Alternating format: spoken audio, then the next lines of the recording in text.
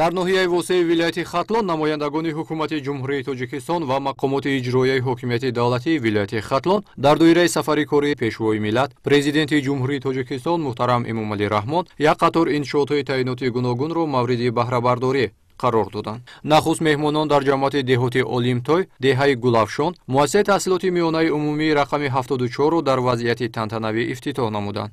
Муассисаи навбунёд аз 5 синфхона иборат буда, барои зиёда аз 100 хонанда дар ду баст пешбинӣ гардидааст ва 10 нафар омӯзгорони соҳибтаҷриба ба таълиму тадрис машғул ҳастанд. Гуфта шуд, ки чанд соли охир бинобар сабаби набудани муассиса, хонандагон роҳи хеле дуру дарозро тай намуда ба таҳсил фаро гирифта мешуданд. Хушбахтона соҳибкорони ватандӯсти ин деҳа дар якҷоягӣ бо сокинон дар доираи таҷлил аз ҷашни 35-солагии истиқлоли давлатии ҷумҳурии Тоҷикистон чунин муассисаи наву замонавиро сохта мавриди истифода қарор доданд, ки мушкилоти дар ин самт ҷой дошта ба пуррагӣ ҳалли худро ёфт. Бояд гуфт, ки аз ин иқдоми пешгирифтаи давлату ҳукумати ҷумҳурии Тоҷикистон, махсусан соҳибкорони ҳиматбаланд, тамоми омӯзгорону хонандагон рӯҳу илҳоми тоза гирифта, миннатдории самимии худро баён доштанд. من نیلова زینب اشتراکچی آزمون فروغ صبح دانایی کتاب است. از روی نمینه ادبیاتی بچگانه می باشم. ما خوانندگان مینداری خش را برای چنین مؤسسه نو و زمانوی صدقاً بیان می نماییم. дар идома меҳмонон аз бинои фарҳанги клуби деҳотӣ, ки дар ҷамоати деҳотӣ ба номи Абди Авазов деҳаи ҷавонӣ ҷойгир мебошад, дида намуданд.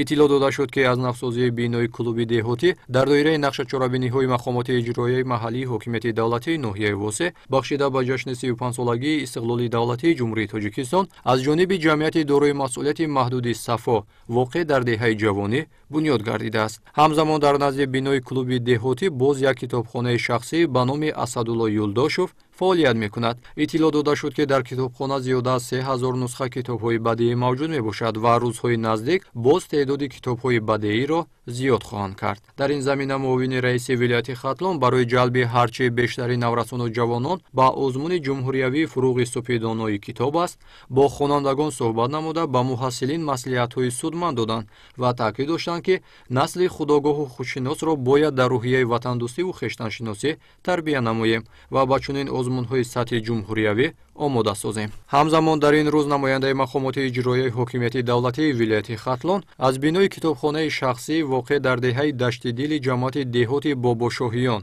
боздид ба амал оварданд. сохтмони бинои китобхона тибқи нақшачорабиниҳои мақомоти иҷроияи маҳаллии ҳокимияти давлатии ноҳияи восе бахшида ба ҷашни 35-солагии истиқлоли давлатии ҷумҳурии Тоҷикистон аз ҷониби соҳибкор Садриддин Ҳасанзода воқеъ дар деҳаи дашти дилӣ бунёд гардида 2 нафар сокини деҳа бо ҷои кори доимӣ таъмин гардиданд.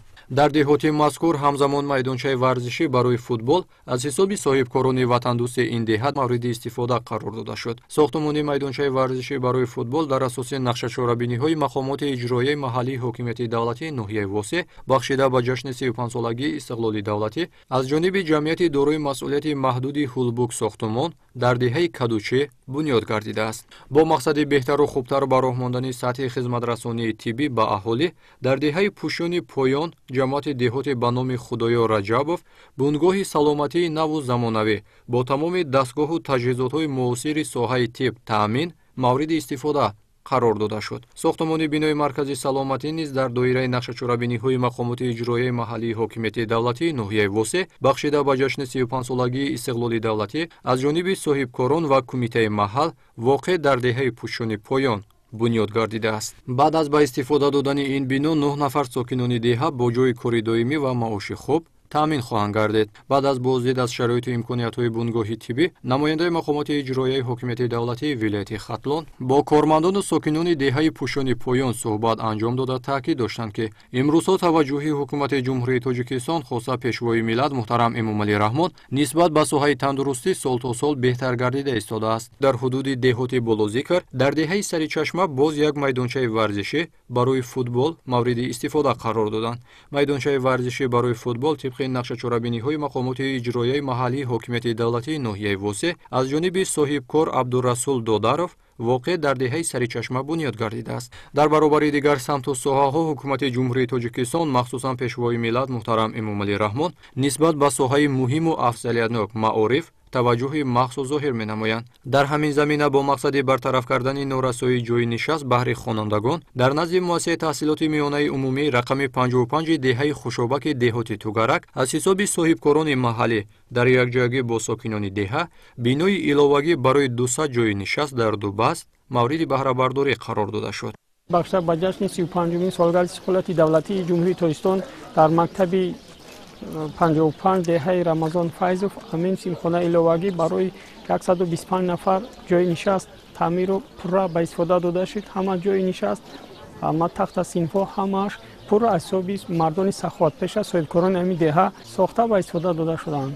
дар назар аст ки 2 майдончаи варзишӣ ва 1 ошхона сохта ба истифода дода мешавад. тибқи иттилои масъулин дар муассисаи мазкур 500 нафар хонанда дар ду баст ба таҳсил фаро гирифта шуда 32 нафар омӯзгорони соҳибтахассус кору фаъолият мекунанд.